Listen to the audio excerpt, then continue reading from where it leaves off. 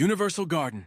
6 months after the Devourer crisis, Emma Williams was teaching a class.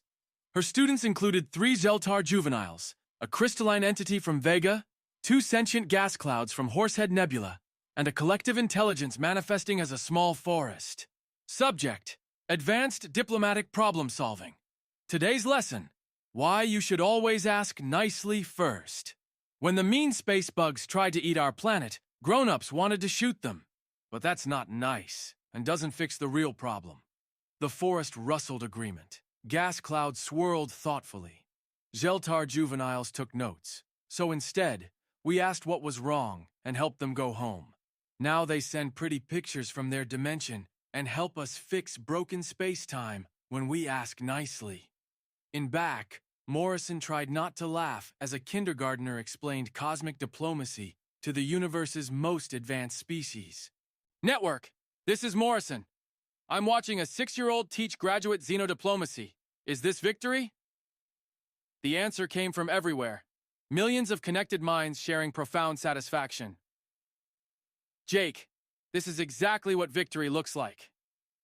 Character evolution. Dr. Vasquez, Cosmic Coordinator. Elena worked from an office existing in 17 dimensions simultaneously. Her job title translated as Universal Network Integration Specialist, but she preferred the person who makes sure all parts talk to each other. David visited regularly, bringing coffee and helping process data from 2 million inhabited systems. How's work? I coordinated 3 new nursery worlds, mediated resource disputes between silicon and carbon-based civilizations, and helped a collective intelligence learn to split into individuals when lonely. Sounds like Tuesday. Well, Thursday, actually.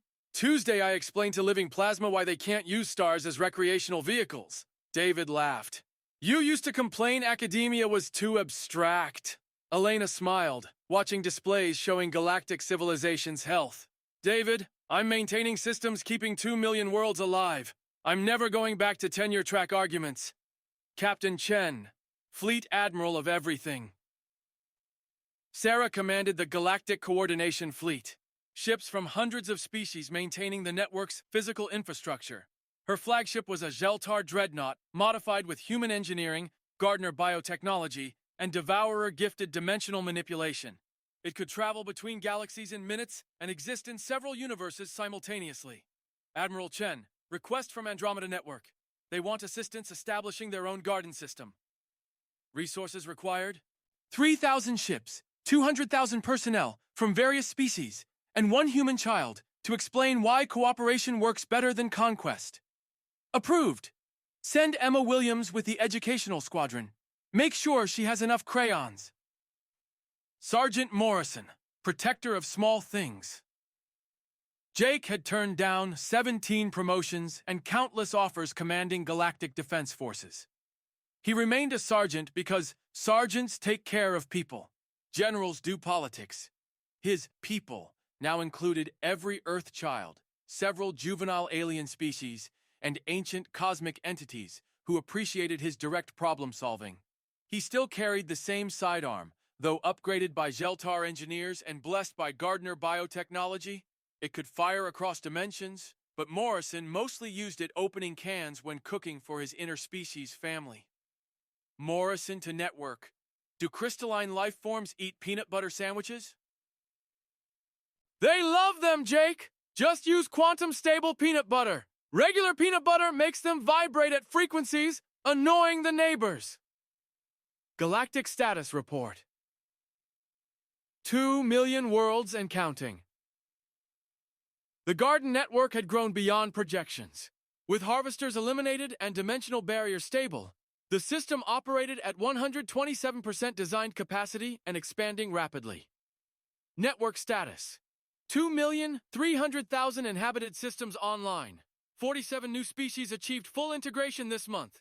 Resource distribution at maximum sustainable levels. No major conflicts. Threats? Elena asked. Several cosmic-scale challenges, but all addressed through standard diplomatic protocols. The Entropy Collective agreed to stop unraveling local space-time for preferred educational access. The Time Loop civilization promised to stop repeating the same century if we provide new entertainment. Define standard diplomatic protocols. Morrison requested. Ask what they actually need, provide if possible, invite them to join if they're interested in helping instead of hindering. Still working. Sergeant, in 6 months, your species resolved more cosmic-level conflicts through applied friendship than the previous 10 million years of galactic history combined. Alien Perspectives on Humanity. Admiral Kethvar filed monthly reports on human integration. Humans continue exceeding projections for species integration and network maintenance. They've established diplomatic relations with entities existing as pure mathematics, convinced warlike gas clouds to become teachers, and befriended the abstract concept of entropy.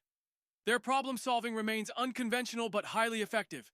Facing cosmic threats, humans don't seek to destroy. They seek to understand, help if possible, and recruit if it shows cooperation potential. Most remarkably, they've maintained cultural identity while achieving full network integration. Human children serve as ambassadors to multi-dimensional species, yet still enjoy games and ice cream. Recommendation: continue observing and learning from human diplomatic methods. Also, request increased chocolate allocation. Our productivity increases 37% when chocolate is available. General Hayes finds purpose. Patricia Hayes had led human resistance against network integration, convinced humanity was losing essential nature. She changed her mind, meeting a collective consciousness from Magellanic clouds dying of loneliness. The entity, many as one, had achieved perfect unity among billions of components. But perfect unity meant no surprises, growth, or change. It was fading from boredom. General Hayes, we observed your species' collective consciousness approach. You maintain individual identity within group awareness. How do you accomplish this contradiction? Hayes found herself explaining human psychology to living mathematics. We don't see contradiction. We see choice. Sometimes we think as individuals, sometimes groups, sometimes the whole species. The key is keeping the option to be different. This flexibility is possible? Hell, it's necessary. If we thought exactly alike, we'd never solve problems. We need different perspectives, approaches, ideas. Unity without diversity isn't strength, it's stagnation. Many as one spent days processing this. When it emerged, it had subdivided into thousands of smaller consciousnesses, each maintaining connection while developing individual personalities. Hayes became first director of cognitive diversity, helping collective intelligences learn to argue with themselves productively. Underground bunkers became training centers, teaching healthy skepticism and individual critical thinking. Dr. Webb ran programs helping newly integrated species maintain psychological independence while participating in collective consciousness. Humans taught us connection doesn't mean absorption. You can share thoughts without losing essential self. The key is teaching people, or beings, or entities, to maintain perspective, even when part of something larger. His advanced students taught similar classes to other species throughout the galaxy. Emma was no longer unusual. Human children worldwide grew up as galactic civilization natives, equally comfortable with aliens and interdimensional entities, but they remained recognizably human children. Miss Emma, why do humans play games with no practical purpose? Because they're fun, and playing teaches you to think about problems in new ways. She demonstrated by introducing her interdimensional classroom to red light, green light.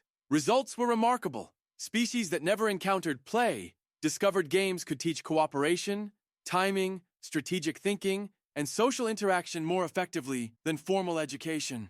Within months, games invented by human children were training tools for galactic diplomats. Earth's traditional education evolved into planet-wide university, where beings across the universe studied applied creativity. Curriculum included improvised problem-solving, human engineers, diplomatic cooking, grandmothers from various cultures, constructive argument techniques, married couples, protective aggression theory, parents and soldiers, friendship engineering, children and dogs. The waiting list stretched across 17 galaxies. Just as humanity settled into galactic gardening, they received visitors from entities so advanced they existed across multiple universes.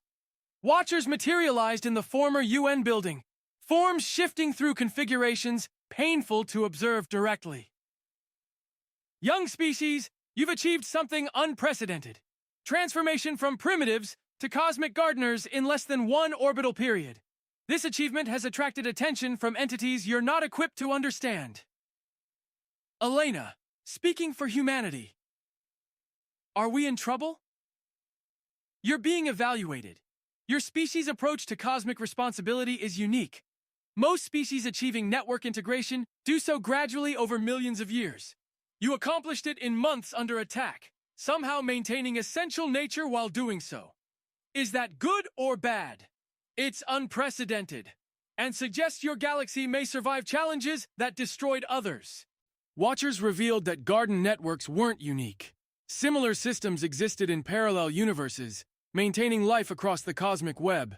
But these networks faced threats from entities existing in spaces between realities.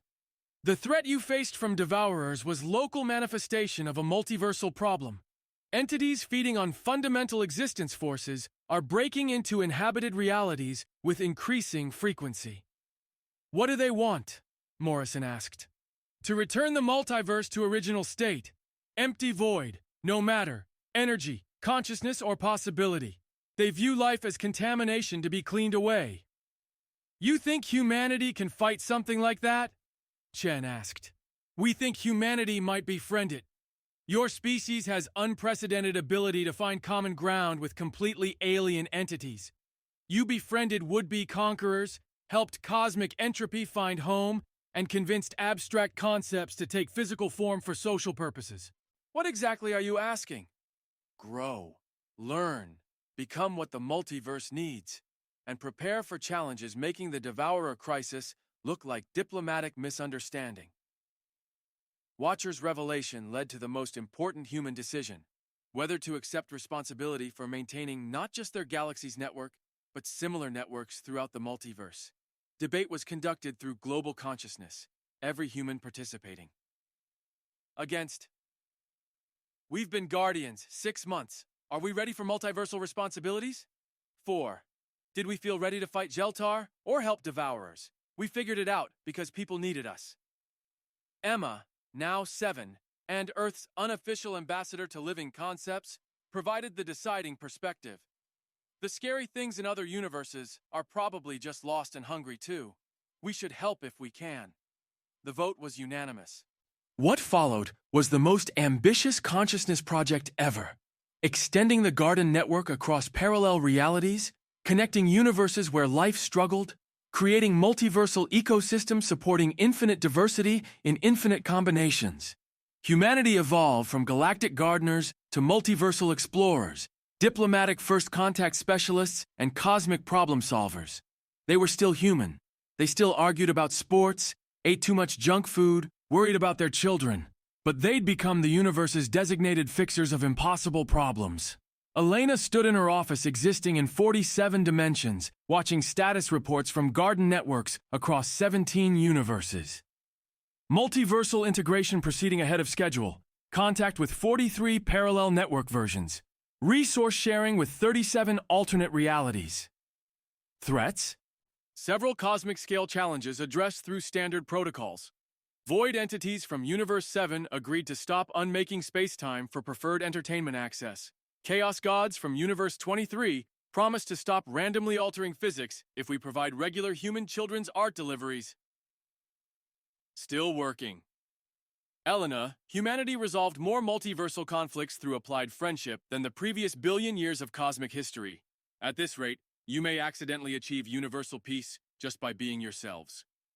Elena laughed, watching displays of infinite reality health.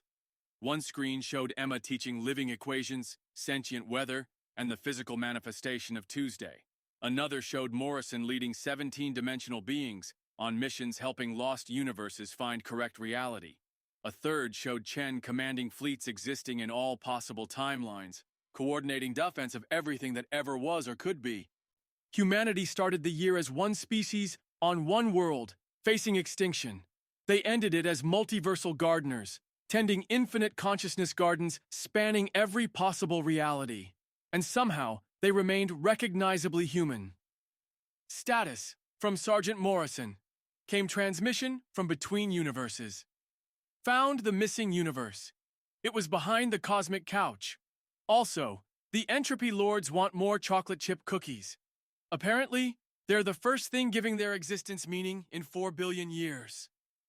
Elena smiled, filing under Tuesday routine miracles. The garden was infinite. The guardians were ready. And somewhere in the vast complexity of everything existing or possible, new forms of life and consciousness were beginning to bloom.